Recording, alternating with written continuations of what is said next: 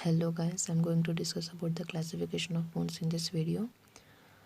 As we know, we'll study bones under the topic of osteology. Osteology is a branch of anatomy. In osteology, we'll study about the human skeletal system based on their size and shape and how one bone articulates with one another. We'll study in osteology topic. I'm not going in detail in this video. I'm only discussing about the classification of bones. So these 206 bones is subdivided as axial skeletal bones and appendicular skeletal bones. Axial skeletal bones are 18 number, appendicular skeletal bones are 126 in number. Axial skeletal bones consist of this blue part. What we are seeing is axial skeletal bones. This consists of 80 bones. It consists of skull, hyoid bone, ossicle bone, vertebral column, rib cage, skull, which is our head region, thyroid bone, which is located in our neck region, ossicle bones are in ear region, and vertebral column is our spinal region, rib cage is our thoracic region. Skull bones, what we have 28 bones, is again subdivided as cranial bones and facial bones. Cranial bones are cranial bones consist of 8 bones and facial bone consist of 14 bones. Cranial bones, what we have 8 bones are parietal, temporal, frontal, occipital, ethmoid, and sphenoid. Parietal bones are a paired bone which is situated in the top of the skull. Temporal region is also a paired bone. It forms the lateral walls of the skull. It articulates with mandible. And frontal bones are the bone that forms the forehead, and occipital bones are the bone which covers the posterior part of the bone. Posterior part means back side is the posterior, front side we call it as anterior side. While explaining, I'll be saying anterior posterior things. So anterior means our front side and posterior means our back side. Next is facial bones. Facial bones we have 14 bones, that is maxilla, zygomatic, mandible, nasal, palatine, inferior nasal concha, lacrimal, and vomer. Maxilla is a bone that forms the upper jaw. And zygomatic bones are the paired bones that forms the cheek, that forms our cheeks, is zygomatic bones. And mandibles are our lower jaw. Lower jaw, what we are able to move, it is the lower jaw. Nasals are the pad that forms the bridge of the nose. Palatine are the pad bones that fuse in middle back of the nasal cavity, that forms the roof of the mouth and floor of the orbit. Lacrimal bones are the bone which forms the medial wall of the orbit. It articulates with frontal, ethmoid, maxilla, and inferior nasal concha. And next is inferior nasal concha, or the bone which grows from lateral towards the nasal wall. And vomer is a small bone which forms the midline bone. And next we have a auditory ossicle bone. It is the bones of the middle ear. It is connected in the chain-like manner. And in our total human skeletal system, the smallest bone of our skeletal system is stapes, which is located in the ear. It is a search extensum. If you take it in the finger, it will look like this. It is a search extensum, smallest bone of our body. So we have 3 bones in one ear. So we have total 6 bones: malleus, incus, stapes. Next is hyoid bone. Hyoid bone is situated in the neck region. This is the bone. This is the hyoid bone.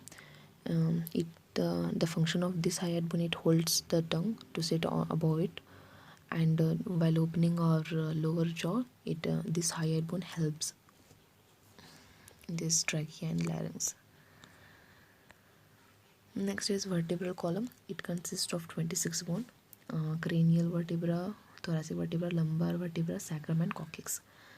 Cervical vertebra are C1 to C7, this region, and thoracic vertebra are T1 to T12, this region. Lumbar we have 5, L1 to L5, this region. And next is sacrum. It consists of 26 bone: cranial vertebra, thoracic vertebra, lumbar vertebra, sacrum, and coccyx. Cervical vertebra are C1 to C7, this region, and thoracic vertebra are T1 to T12, this region. Lumbar we have 5, L1 to L5, this region. Sacrum and coccyx. Sacrum is coccyx. It is a fused type of vertebral bone. Coccyx is also coccyx is also called as tailbone. Next, thoracic cage. It consists of 25 bones, one sternum, and 12 pairs of ribs. Sternum is this part. It is also called chest bone. Next is 12 pairs of ribs. We have 12 pairs of ribs, in which 1 to 7 is called as true ribs, cause it touches the sternum. This first 7, it touches the sternum. Next 8 to 10, we'll call it as false ribs, cause it won't touch the sternum. It touches its own costal cartilage. And then 11 and 12 is called as floating ribs, cause it won't touch the costal cartilage. It only floats on the muscles. And this space in between the ribs is called as intercostal space. Next, so we completed all 80 axial skeletal bones. Now we are going to study appendicular skeletal bones, which is 126 in number. Appendicular skeletal system bones consist of pectoral girdle, upper extremities, pelvic girdle, which is also called hip bone, and lower extremities. Pectoral girdle consists of clavicle and scapula. Clavicle is this. It is also called collarbone, one right side and one left side. It is the only long bone which is situated horizontally. It is also called as first rib of a rib cage, and it forms a shoulder girdle. The clavicle has the more percentage of fracture during accidents.